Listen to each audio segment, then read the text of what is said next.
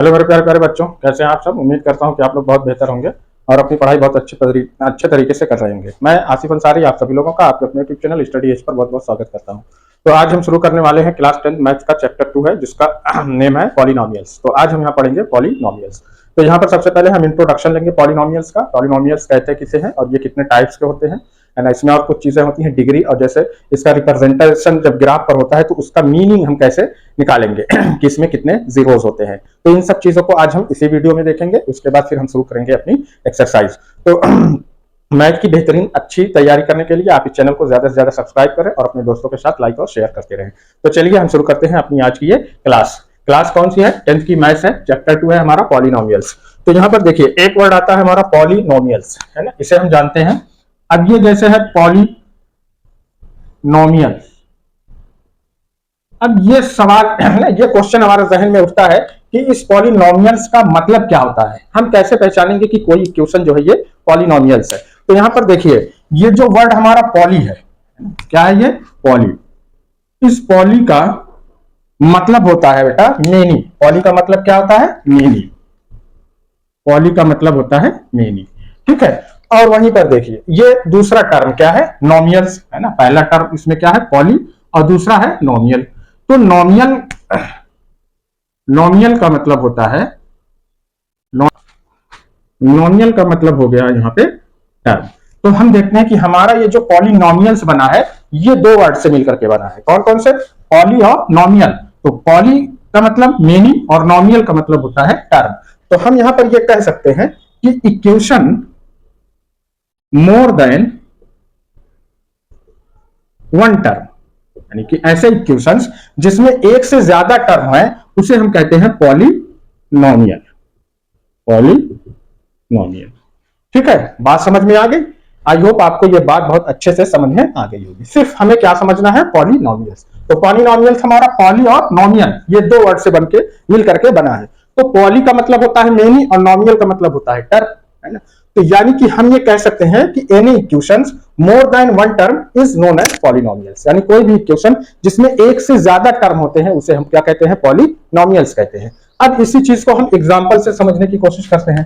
तो for an example, है ना, फॉर एन एग्जांपल अगर मैं बात करता हूं, यहां पर एक इक्वेशन लिखा है कि देखो 5x, दूसरा मैं लिख दिया 4x, तीसरा मैं लिख दिया 6x, और यहां पे मैंने लिखा कि 5x + 10, और यहां पे लिख दिया मैंने 6x + 18, ठीक है।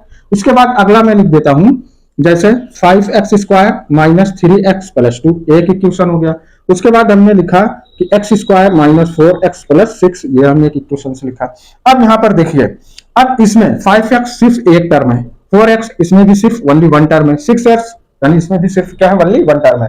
तो जिसमें एक टर्म हो, ओनली वन टर्म हो, उसे हम कहते हैं मोनोनोमियल्स। क्या कहेंगे, मोनोनोमियल, ठीक है। अब यहां पर देखिए 5x + 10 में दो टर्म है, एक 5x है और एक 10 है। 6x + 18 में यहाँ पे दो टर्म है, 6x है और 18 है।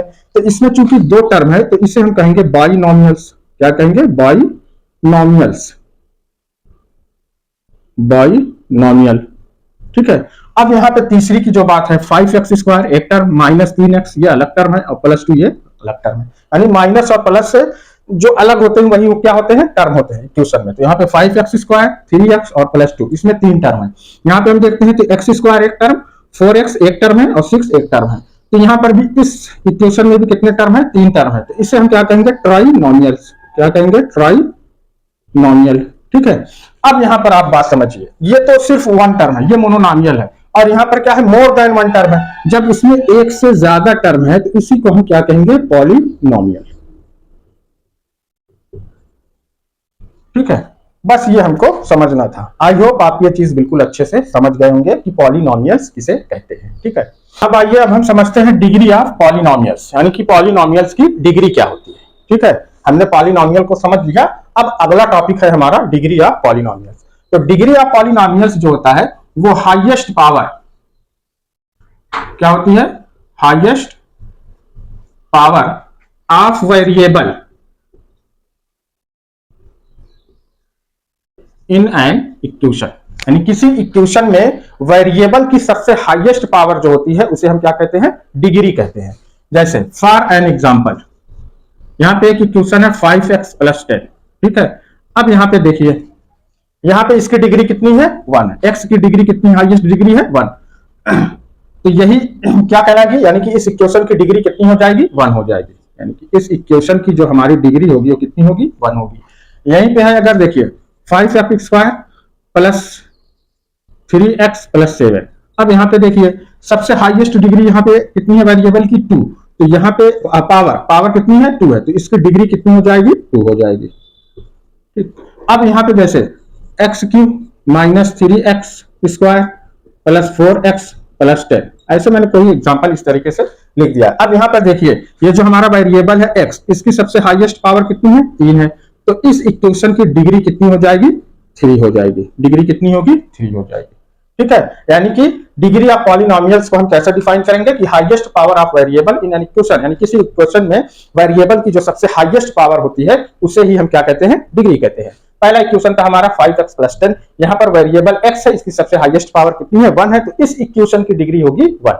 इसी तरीके से 5x² + 3x + 7, यहाँ पर देखिए वेरिएबल जो x है ना, इसकी जो है डिग्री हाई पावर कितनी हो रही है 2, सबसे हाईएस्ट पावर 2 है, इसलिए इसकी डिग्री कितनी हो जाएगी 2 हो जाएगी। और यहाँ पे देखिए x की पावर 3 - 3x² + 4x + 10, इस इक्वेशन में जो वेरिएबल x है उसकी सबसे हाईएस्ट पावर कितनी है 3 है, इसलिए इसकी डिग्री होगी 3। इसी तरीके से कृषि इक्वेशन में अगर वेरिएबल की डिग्री 5 पावर सबसे हाईएस्ट पावर 5 हो, 6 हो, 10 हो, तो उस इक्वेशन की डिग्री क्या होगी, वही वेरिएबल की हाईएस्ट पावर हो जाएगी, ठीक है। इतनी बात आई होप आपको समझ में आ गई होगी कि डिग्री ऑफ पॉलिनोमियल्स क्या होता है। क्या हम देखते हैं कि types of polynomials, types of polynomials. तो टाइप्स ऑफ पॉलिनोमियल्स से जो है वो हमने यहाँ पर डिवाइड किया है, तीन इक्वेशन हमने लिख रहे हैं, लीनियर है, क्वाड्रिक है और क्यूबिक है। तो इसको जब हम टाइप्स ऑफ पॉलिनोमियल्स देखते हैं तो वहां पर हम इक्वेशन की डिग्री देखते हैं। तो डिग्री के अकॉर्डिंग पॉलिनोमियल्स क्या हो सकते हैं, लीनियर हो सकते हैं, क्वाड्रिक हो सकते हैं और क्यूबिक भी हो सकते हैं। तो यहां पर देखिए जिस इक्वेशंस की डिग्री कितनी हो, जिस इक्वेशन की डिग्री 1 होगी वो हमारा कहलाएगा लीनियर इक्वेशन। क्या कहलाएगा, लीनियर इक्वेशन, ठीक है। जैसे यहां पे एग्जांपल है 5x + 10, ठीक है। अब यहां पर देखिए यहां पर इस इक्वेशन की डिग्री कितनी है 1 है, तो इसलिए ये इक्वेशन हमारा क्या होगा, लीनियर होगा। और ये पॉलिनोमियल्स भी है ना, तो लीनियर पॉलिनोमियल या लीनियर इक्वेशन। इसी तरीके से अगर देखो 6x + 2 है, अब यहां पर देखिए सबसे हाईएस्ट पावर कितनी है x की 1 है, तो इसलिए ये इक्वेशन हमारा क्या होगा, लीनियर होगा। हम किसकी बेसिस पे बता रहे हैं इसको, डिग्री के, और डिग्री मैंने बता दिया कि डिग्री क्या होती है, सबसे highest power of variable in an equation, यानी इक्वेशंस के वेरिएबल में सबसे हाईएस्ट पावर जिसकी होगी वही उस इक्वेशन का डिग्री कहलाती है। अब यहां पर देखिए क्यूबिक की हम बात करें तो जिस इक्वेशन की डिग्री कितनी हो 2 हो, तो जब डिग्री की बात की जाए तो आप समझ जाएंगे कि इक्वेशन में वेरिएबल की सबसे हाईएस्ट पावर कितनी होगी 2 होगी, तो वो कहलाएगी हमारी डिग्री। और जिस इक्वेशन की डिग्री 2 होती है उसे हम क्या कहते हैं, क्वाड्रिक पॉलिनोमियल्स। जैसे 4x² + 6x + 18। अब यहां पर देखिए एक इक्वेशन से ये लिखा गया है, अब यहां पर इसकी डिग्री कितनी हो रही है, इस इक्वेशन की डिग्री कितनी है, इस इक्वेशन की डिग्री हम कहेंगे कितनी है 2 है, तो इसलिए इक्वेशन कौन सा हो जाएगा हमारा, क्वाड्रिक इक्वेशन होगा। कौन सा होगा, क्वाड्रिक इक्वेशन या क्वाड्रिक पॉलिनोमियल्स भी कह सकते हैं, ठीक है। वहीं पर अगर हम क्यूबिक की बात करें तो जिस इक्वेशंस की डिग्री कितनी हो 3 हो, वो क्या कहलाएगा, क्यूबिक कहलाएगा। फॉर एन एग्जांपल अगर हम बात करें जैसे 3x की पावर 3 + 4x² + 5x + 10। अब यहां पर देख लीजिए सबसे हाईएस्ट पावर क्या है 3, यानी यही क्या होगी, इक्वेशन की क्या कहलाएगी, डिग्री। जब इसकी डिग्री 3 है तो ये इक्वेशन हमारा क्या होगा, क्यूबिक होगा, ये इक्वेशन हमारा हो जाएगा क्यूबिक, ठीक है। तो इस तरीके से हमने टाइप ऑफ इक्वेशंस को 3 में देखा है, कौन कौन सा, लीनियर, क्वाड्रिक और क्यूबिक। किसके अकॉर्डिंग, उसकी डिग्री के हिसाब से। जिसकी डिग्री 1 होगी वो इक्वेशन क्या कहलाएगा, लीनियर, और जिसकी डिग्री 2 होती है वो क्वाड्रिक होता है, और जिसकी डिग्री 3 होती है वो क्या कहलाता है, क्यूबिक इक्वेशन कहलाएगा या क्यूबिक पॉलिनोमियल्स कहलाएगा, ठीक। तो अब हम बात करते हैं zeros of polynomials. Zeros of polynomials क्या होता है, इसमें देखिए value of variable that make the polynomials equal to 0, यानी कि वेरिएबल की जो इक्वेशंस में वेरिएबल है, वेरिएबल की वो वैल्यू जो पूरे पॉलिनोमियल्स को 0 कर दे, जो पूरे पॉलिनोमियल्स की वैल्यू को क्या कर दे, 0 कर दे, उस वैल्यू को हम कहते हैं जीरोस ऑफ पॉलिनोमियल्स। तो इसकी अगर आपको डिफिनेशन जानना है ना, डिफिनेशन लिखना है, तो आप इस तरीके से लिख सकते हैं कि the value of variable that make the polynomial equal to zero, that make the polynomial equal to zero, known as या called as, कुछ भी लिख लो, known as zeros of polynomials।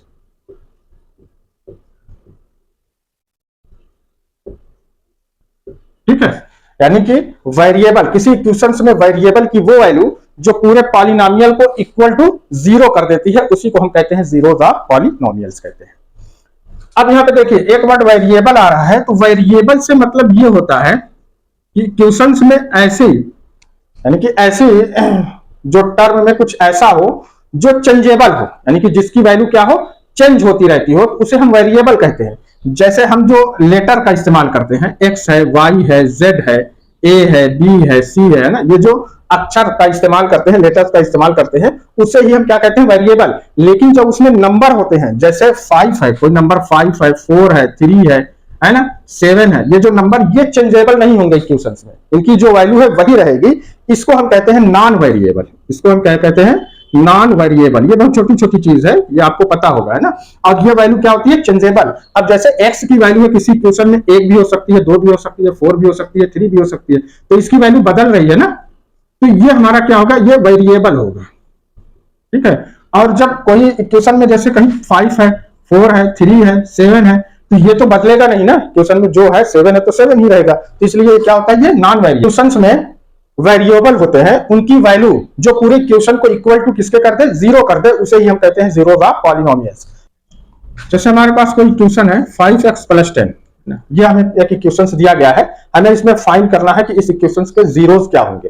तो यहाँ पे देखो, तो जीरोस क्या होता है, जीरोस वेरिएबल की क्या होती है, वैल्यू, यानी कि values of variable that make the polynomials equal to zero, उसी को हम क्या कहते हैं, वेरिएबल कहते हैं। अब यहाँ पे अगर मैं x की वैल्यू -2 ले लेता हूं, और यहाँ पे देखिए +10, तो 5 2 कितना हो गया, -10, और ये +10, तो +10 -10 यानी वैल्यू हमारी कितनी आ रही है, यहाँ पे 0 आ रही है। कितना रखने पे, x की प्लेस पे कितना रखने पे आया है, -2, तो इस इक्वेशंस का जो जीरोस होगा वो क्या होगा, -2 होगा, यानी कि x = -2 रखने पर हमारे इक्वेशंस की वैल्यू इक्वेशन किसके बराबर हो जा रहा है, 0 के बराबर हो जा रहा है, इसलिए इस इक्वेशंस का जो जीरोस होगा वो कितना होगा, -2 होगा। ठीक है, इसको देखो हम ऐसे निकालेंगे कि 5x + 10 ये बराबर किसके हो, 0 के हो।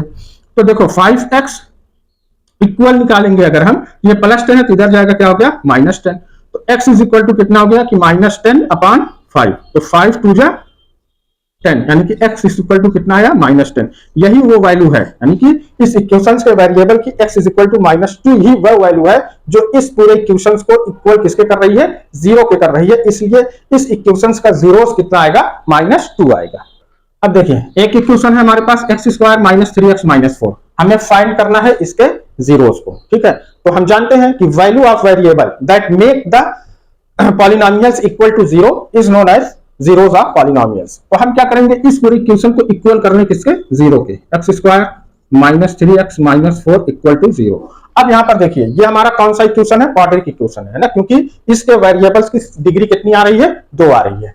तो इस ऐसे इक्वेशंस को सॉल्व करने के लिए हमें क्या करना पड़ेगा, ये जो x है, x² है, इसका कोएफिशिएंट कितना है, 1 है, तो हम यहाँ पर लिखेंगे 1 * और ये जो हमारी कांस्टेंट वैल्यू है कितनी है, -4 है, तो -4 का 1 में मल्टीप्लाई करेंगे कितना आएगा, -4। तो हमें ऐसे दो नंबर को फाइंड करना है जिनका मल्टीप्लाई करने पर कितना आ जाए, -4 आए, और वहीं पर जब हम उनका सम करें तो ये जो x का कोएफिशिएंट कितना है, -3, तो -3 आए। ऐसे दो नंबर्स हमें क्या करना है, फाइंड करना है। ठीक है, तो हम देखते हैं कि देखो -4 × 1 करेंगे तो कितना आ जाएगा, -4, और -4 में जब हम +1 करेंगे, वही वैल्यू को जब हम ऐड करेंगे तो कितना आ जाएगा, ये -3। तो दो नंबर हमें मिल रहे हैं, कौन कौन से, -4 और 1। तो अब इसको हम, ये जो हमारा -3x है, इसी को हम क्या कर देंगे, ब्रेक कर देंगे, किसमें, -4x और 1x। तो 1x नहीं लिखते हैं, बल्कि क्या लिखते हैं, हम x लिखते हैं, और जो x² इसको एज इट हम यहाँ पर उतार लेते हैं, तो x² - 4x और क्या है, +1 है, तो ये हो जाएगा +x - 4 = 0 के। ठीक है, अब यहाँ पे देखिए हमने एक पेयर बना लिया, ये एक हमारा पेयर बन रहा है, ये एक पेयर बन रहा है। ठीक है, अब यहाँ से देखिए हम x को कॉमन ले रहे हैं, तो x हमने कॉमन लिया, यहाँ पे x² था, एक x हमने ले लिया, यहाँ पे बच्चा x माइनस, यहाँ से ये x हमने ले लिया बच्चा 4, तो क्या हो गया x माइनस 4। अब यहाँ से देखो हमने कॉमन क्या लेंगे, +1 आएगा, तो यहाँ पे बचेगा हमारा x माइनस 4 इक्वल टू किसके, 0 के। ठीक है, अब आगे देखिए x माइनस 4 ये 2 बार है, तो हम यहाँ ले लेते हैं x माइनस 4 और दूसरा नंबर हमारा आ जाता है x प्लस 1 इक्वल किसके हो रहे हैं, सब 0 के हो रहे हैं। ठीक है, अब आगे देखिए, अब x माइनस 4 इक्वल टू क्या है, 0, यानी कि x माइनस 4 इक्वल टू क्या है, 0, तो x इक्वल टू कितना आ जाएगा, 4। ये हमें एक जीरो मिल गया इस इक्वेशन का, कितना, 4। दूसरा देखो x प्लस 1 इक्वल टू किसके है, 0 के, तो x इज इक्वल टू कितना आ जाएगा, -1। ये एक हमें जीरो मिल जाएगा किसका। तो यहां पर हम देखते हैं कि ये जो हमारा इक्वेशन है x square minus 3x minus 4, इसके हमें 2 जीरोस मिल रहे हैं। कौन कौन से, 4 और -1, ये 2 जीरोस मिल रहे हैं। तो इस तरीके से हम किसी भी इक्वेशन के जीरोस को फाइंड आउट कर सकते हैं। अब अगर हम x square minus 3x minus 4 में ये जो वेरिएबल हमारा x है, इसकी प्लेस पे हम 4 रख के या फिर -1 रख करके अगर देखते हैं तो ये वैल्यू हमारी क्या हो जाती है, 0 हो जाएगी। इस तरीके से अगर आपको देखना ही है तो चलिए यहाँ पे हम एक ट्रिक करके चेक कर सकते हैं। जैसे इक्वेशन कितना है हमारा, x square minus 3x minus 4। ठीक है, तो हमें जीरोस कौन से मिले हैं इसके, 4 और -1। तो हम यहाँ पर हम 4, तो x की प्लेस पे हमने 4 रखा, ये स्क्वायर 4 का स्क्वायर माइनस 3 इंटू x की जगह पे 4 फिर -4। अब देखिए 4 का स्क्वायर कितना आ जाएगा, 16, और 3 का हम 4 में मल्टीप्लाई करेंगे कितना आएगा, -12, और ये है -4। तो यहाँ पे देखो बेटा 16, अब ये -12 और -4 कितना आ गया, -16। तो 16 में से हम 16 निकाल देंगे तो वैल्यू हमारी क्या होगी, 0 होगी। तो एकदम फिट बैठ रहा है ना डिफिनेशन पे कि variable that make the polynomials equal to 0। तो यहाँ पर इस वेरिएबल की वैल्यू कितनी थी, 4 को हमने लिखा, तो इस पॉलिनोमियल्स को किसके बराबर कर दिया, 0 के बराबर कर दिया, इसलिए ये 4 हमारा इस इक्वेशन का क्या होगा, जीरोस होगा। उसी तरीके से अगर हम -1 रख करके देखेंगे तब भी हमारी वैल्यू कितनी आएगी, 0 आएगी। तो इसलिए हम कहते हैं कि x square minus 3x minus 4 के 2 जीरोस है, कौन कौन, 4 और -1। तो इस तरीके से हम जीरोस को फाइंड करेंगे। आई होप आपको ये चीज बहुत अच्छे से समझ में आ गई होगी। ये था हमारा लीनियर और ये था हमारा क्वाड्रिक। इसी तरीके से हम क्यूबिक का भी निकालते हैं ना, सबको देखेंगे। बस आप इसी तरीके से चैनल पे बने रहो, आपकी पढ़ाई एकदम बहुत अच्छे ढंग से, बहुत ही बेहतरीन तरीके से होगी। ठीक है, तो यहाँ पर हमने जीरोस ऑफ पॉलिनोमियल्स को फाइंड करना सीख गए हैं। अब इसके आगे हम कुछ और देखें। अब ये देखिए हमारा लास्ट टॉपिक है ज्योमेट्रिकल मीनिंग ऑफ जीरोस, यानी जीरोस की हम ज्योमेट्रिकल मीनिंग कैसे निकालेंगे। हमें इस तरीके से ग्राफ दिया जाता है और उसमें फाइंड करना होता है कि इसमें पता करिए कि इसके कितने जीरोस हैं। तो ये जो ग्राफ आपको दिख रहा है, इसमें देखिए 2 चीज दिख रही है, एक तो हमारा ओपन इस तरीके से डाउनवर्ड होता है और दूसरा जो है ये ओपन अपवर्ड होता है ना।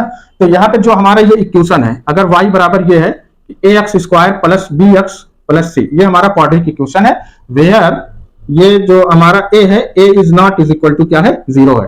तो इसके लिए हमें 2 ग्राफ मिलते हैं, एक तो होगा क्या कि ओपन डाउनवर्ड होगा और या तो फिर ओपन अपवर्ड होगा। ये 2 ग्राफ मिलते हैं। ये डिपेंड करता है किस पे, कि ये जो हमारी वैल्यू a है ये ग्रेटर देन 0 है या फिर ये जो है ये लेस देन 0 है। तो इसी हम ग्राफ को ये क्या कहते हैं, पैराबोला कहते हैं। क्या कहते हैं, पैराबोला। ठीक है, अब हमारे पास केस फर्स्ट है, पहले केस की हम स्टडी करते हैं। इसमें हमारे पास 2 ग्राफ है, ये आपका ये जो फर्स्ट है और ये सेकंड है।